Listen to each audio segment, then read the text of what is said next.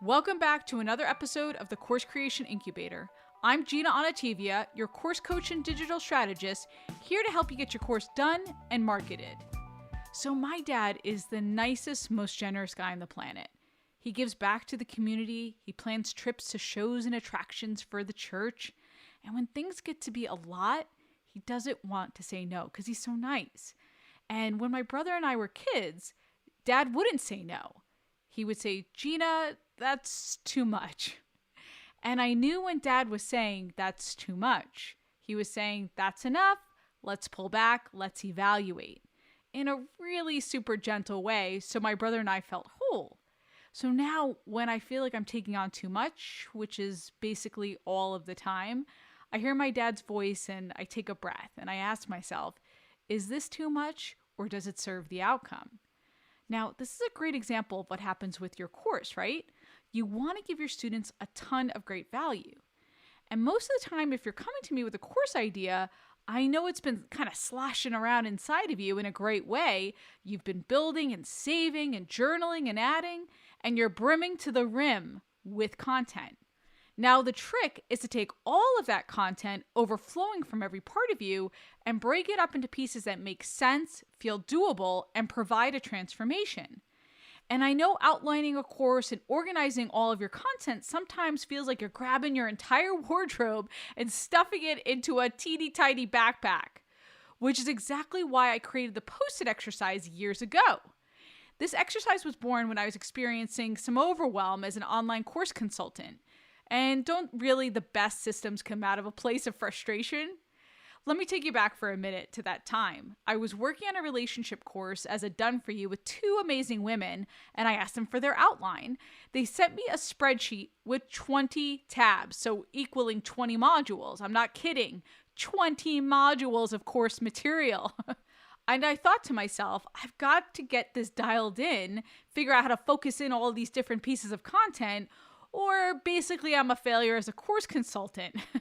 All right, it wasn't nearly that dramatic, but I was panicking a little bit because I needed to figure out a system that really worked. So I scheduled a time to meet in person with these two course creators. I reserved this awesome studio from a friend of mine. There was a big open white wall, and I ended up organizing a bunch of Post-its and putting them against the wall in different colors. Then we were able to break the course down to no more than 7 modules. And you know what? It was great. There was a flow. We didn't sacrifice what they wanted to teach. We didn't sacrifice not having the content that we really wanted. And instead of stuffing the entire wardrobe in there, we had carefully selected some amazing outfits that felt like a complete line. And I thought to myself then, there's something here that could take all the hair pulling out of organizing your content for a course. We successfully took a ton of information and made it work into a program that someone could take at their own pace. Since then, I've taught this method on Amy Porterfield's podcast. And by the way, if you've listened to that episode, I've refined this process a bit since then, and hundreds of course creators have benefited. People have shown me Post-it exercises from all over the world. I've taught it in workshops, and there's Post-its all over the place. It's been super cool, and I'll show you some of those pics in the show notes. And I've also started to build it out via Keynote or PowerPoint as a necessary step in this Zoom world. Now, that's not as fun, I gotta admit it. I want you to actually work through this process together. You can press pause right now and come back to me, but grab some Post-its, different sizes, different colors, grab your favorite wall or fridge or a whiteboard, and let's start planning your course content. All right, step 1. At the very top in the middle, write down your title. If you don't have a title yet, that's okay. Just throw something out there. And by the way, if you're going through this process with me right now, and if you're stuck on one piece or 2 pieces, just leave it blank. Put a Post-it there and put title or whatever you need to fill out, and then you come back to it. I'm a big fan of titles that say exactly what it is. The 6-Week Accelerator, Digital Course Academy, Overcoming Love Addiction, Own the Spotlight. You know exactly what you're going to get. Keep it simple. Then right below that, write the problem you're solving, because every great course starts with a burning problem or desire. We've talked about this, right? As a course creator, you're now a marketer.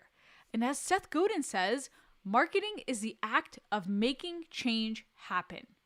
You're here to bring change to your potential student, to bring them a new skill set, to solve something that's been painful for them. You want to begin with knowing their hopes, their dreams, their fears, what's been holding them back. That's the place where best-selling courses come from.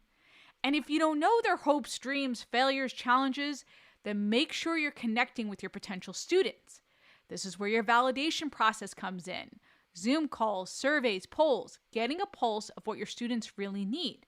Now, I've talked about this before multiple times if you've been listening to the podcast, but I always survey my students once they enroll in my courses or workshops.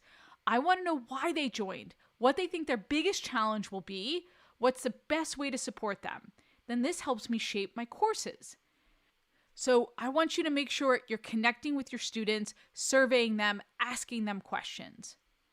Then right underneath the problem or desire, write your unique solution, the transformation you're going to bring them.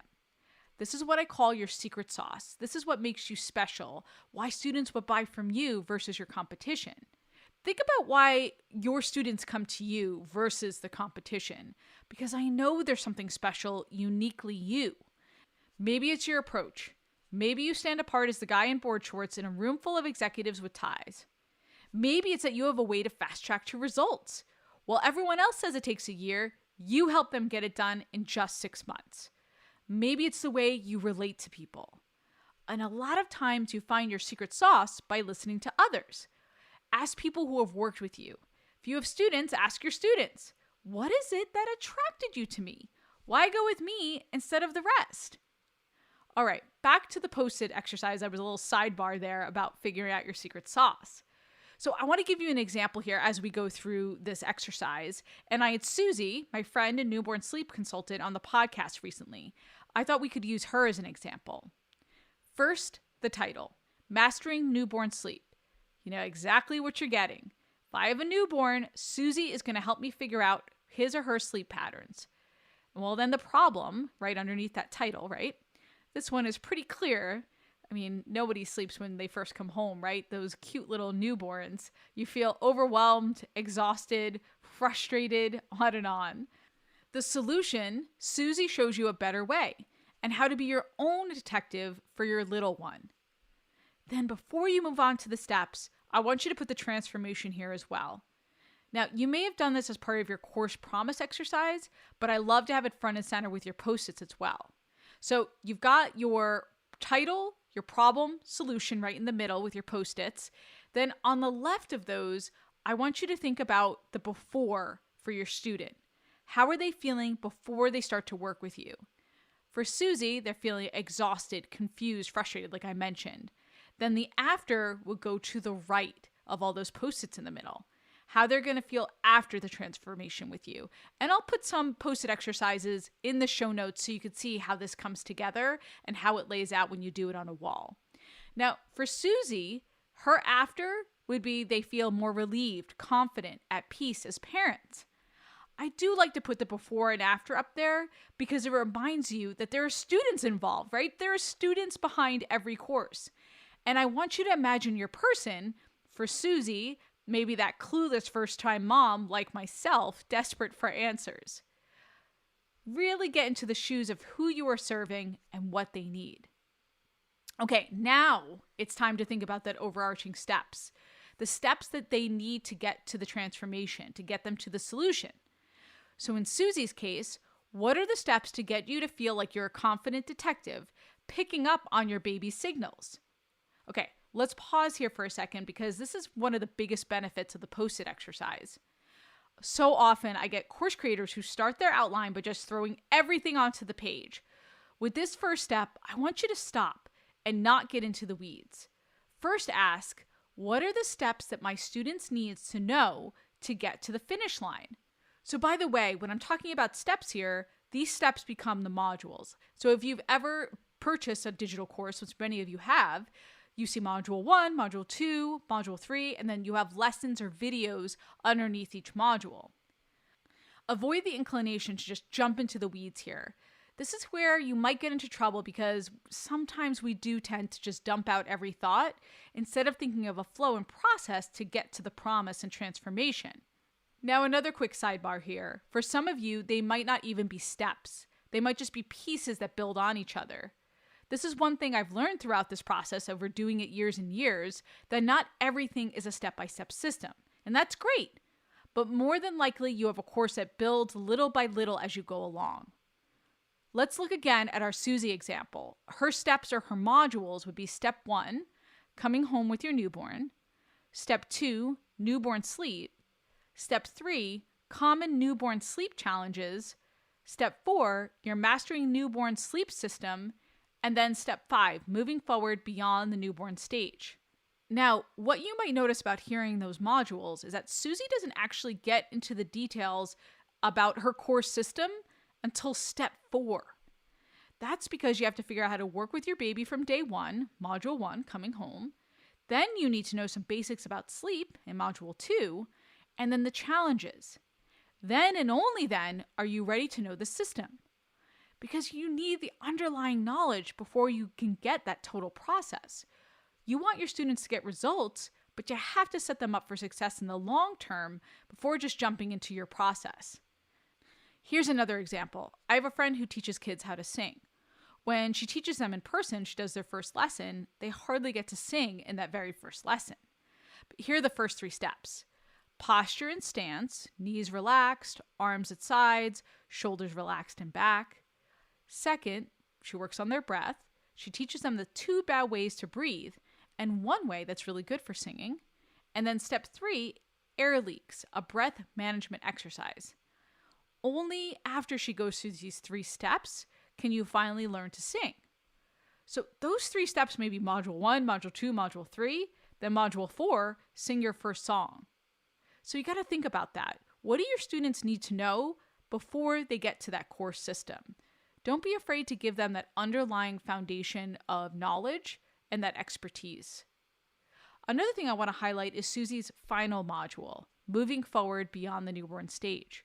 She really has 4 steps or 4 modules as her course system, and that last module brings it all together. I love a final step or module that brings it together like Susie's done, so you could figure out if you have one of those, and then tease out the next step with you after your course. Is it another course, a membership, a mastermind? What do they need as the natural next progression? Now, once you have defined those steps or parts or modules, you can start to drill down. So by the way, you should have those post-its going across, right? So you've got your before and after on top as your bookends. You've got your title, your problem solution in the middle on top. And then going across in ideally another colored post-it, you've got your modules or steps. Now it's time to drill down into the actual lessons or videos. So you take it module by module. So with the first module, what's the first video I need to teach on this step? Looking at Susie, the first module is coming home with your newborn. So our first lesson could be all about bringing your baby home 101, breastfeeding tips, how to create a bond, what support you need, etc. Then after that, the next video might be about the fundamentals of crying, why newborns cry, what they really need, etc. Then she would keep going in that module, defining the videos she needs. Then once she feels good about the videos that go in there, she would move on to the second module about newborn sleep. The first video or lesson under that module would be the sleep/wake cycle, and she would list all the videos that go under that module. And on till you have all your videos. And yes, I'm saying videos. I'm assuming you're going to have videos in your course. You may have an audio only or PDF only course, but I do recommend for 95% of you that you have a video course because that's the standard of excellence out there. But there will be exceptions. So instead of saying video, you will just list lesson. By the way, for those videos, you don't have to be on camera the entire time. And I know I have course creators out there who are probably thinking right now, Gina, I hate being on camera. Then pop in on camera for your intro video, record the rest with slides and audio. I do feel pretty strongly you want to show up on camera at least once during the course so your students can connect with you. Ideally that welcome video, and then think about the close of your course to celebrate with your students. Now, once you cover each of your modules, you'll have a full set of post-its of what your course will look like. One last thing. Over to the right, like maybe to the bottom right, I want you to indicate your bonuses. This is how you're going to take on objections, remember, as a reminder of why we have bonuses. With Susie, you get 2 live group calls a month which is incredible because Susie is a lot of money an hour and she deserves it. So to have that access to her, that's invaluable. You also get a daycare guide, traveling tips, access to products that Susie recommends. And by the way, if you're stuck on your bonuses, listen to episode 38 where I walk through my bonus brainstorm process. I want to make sure you're focusing on your bonuses because sometimes your students will buy just for those bad boys. And now you're done. Congratulations. You'll transfer all of your Post-its to a grid. You'll copy it over to, say, a Google Doc, where then I've got another process for figuring out how you're going to deliver all of your amazing content. This is something that I do with my accelerator students and clients. Then with that grid, each section, each lesson becomes a video script. And for more help with your scripting, I've got a Scripting Truths episode. I'll list that in the show notes. And next week, I've got a very special episode. I was honored to have her kick off this podcast, and now she's coming back for more. My dear, dear friend and former boss, Amy Porterfield, is coming on for another trip down memory lane. We're talking about Insta stories, relationship marketing, how you should survey your students, and oh, so much more. It is a jam-packed episode. I can't wait for you to hear it. Please check that out next week. Till then, go create, be you and be brilliant, and get it done.